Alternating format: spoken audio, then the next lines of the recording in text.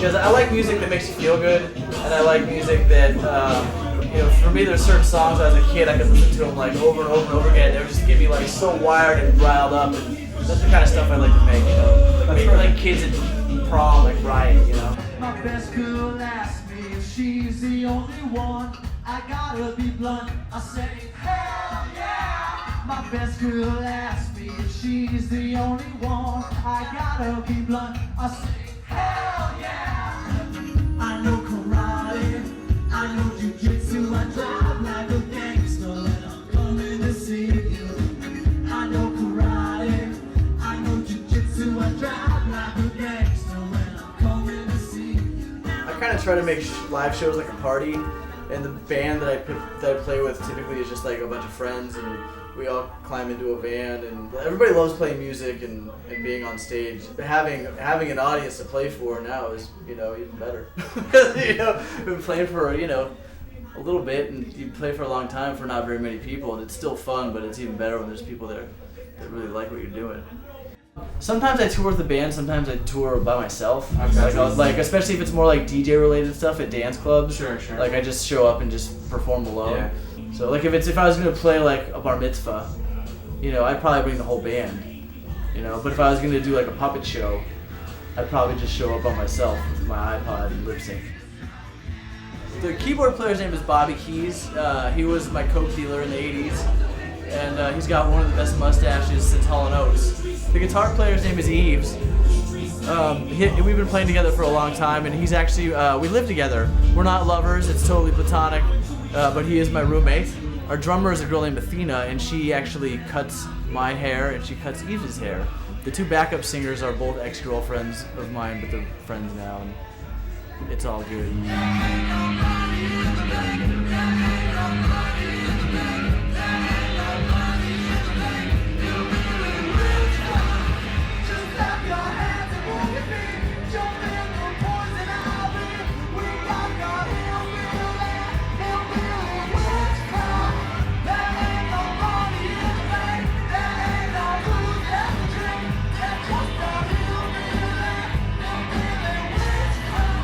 I've always been kind of like guitar-oriented bands. Like in high school, I had kind of a Cure cover band sort of thing. It was like Cure Smiths kind of thing.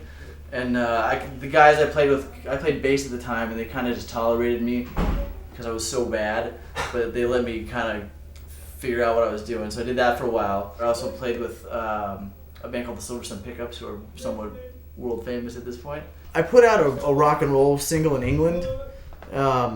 And I went over there to play for the single. And when I was in England, a friend of a friend of a friend introduced me to these British, or they're actually French, but they produce dance music in England. And so we did a song called Mom Made Me a Pimp together out in England. I came back here, we like kept in contact, and then we just started writing together. You know, they'd send me tracks, and I'd write lyrics over them, record them here, send them back to them. They'd mix them over there.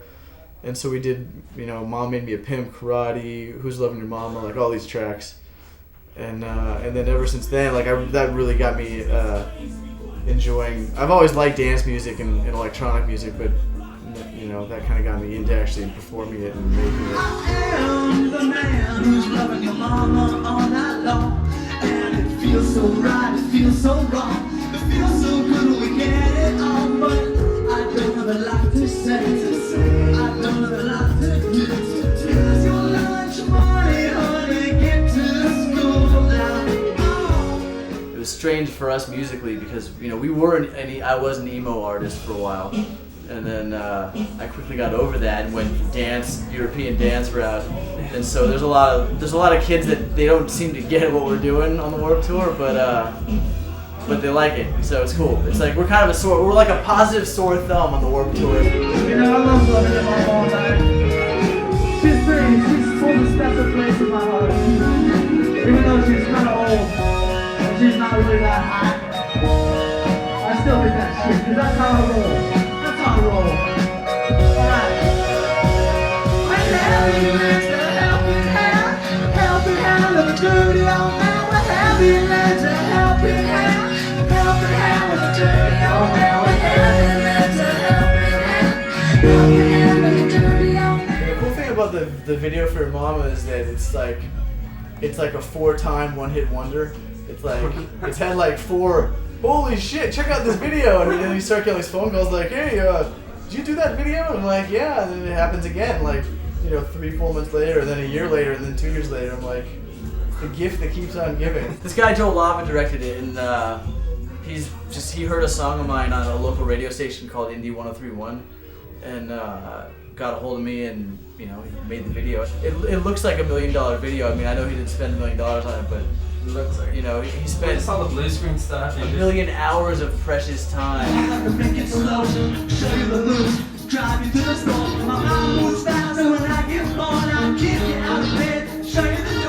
Get up, get up, get up, and you jump and I take the ball.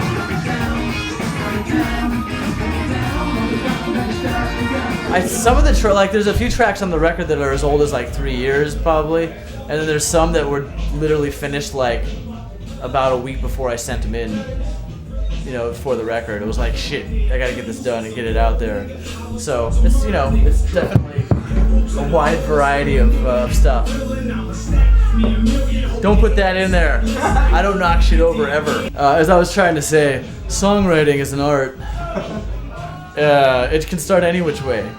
But for me, a lot of times, I'll get an idea in my head, like 1 word or 2 words. Like, let me think of a good idea. Karate. I know karate, I know jiu-jitsu, I drive like a gangster when I'm coming to see you. I got kind of a line in my head, and I had the line in my head for like a month, and I didn't really think of what I was going to do with it, and then all of a sudden I heard this track, and I was kind of bopping along to it, and then I was like, oh, that kind of fits in there, and then it just all kind of spilled out. But that's just one song, There's other songs where, it's all kind of different, I guess. The first record I did, I pretty much wrote everything and did everything myself, and that's fun, but it's not necessarily the best thing for the end result of a record.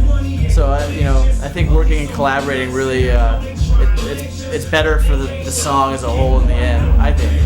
All right, Mr. East Leather on the guitar. That's right. Come on. We had karate choreographed by the same woman who choreographs Christina Aguilera's stuff. So she prepares all of her live footage. The thing is, we only had like $15 to give her, so she only was able to choreograph half of the chorus. So when we do karate live, 1/2 of the chorus is choreographed, and then the rest of it's just a clusterfuck.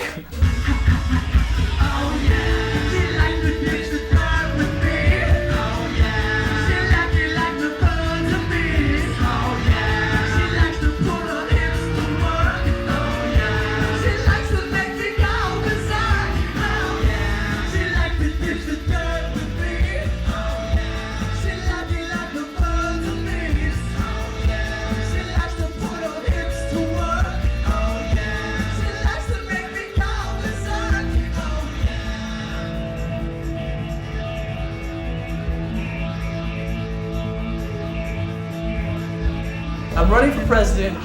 Slayer's Rain in Blood is the new national anthem, which I think everyone's gonna love down at Foursquare Church.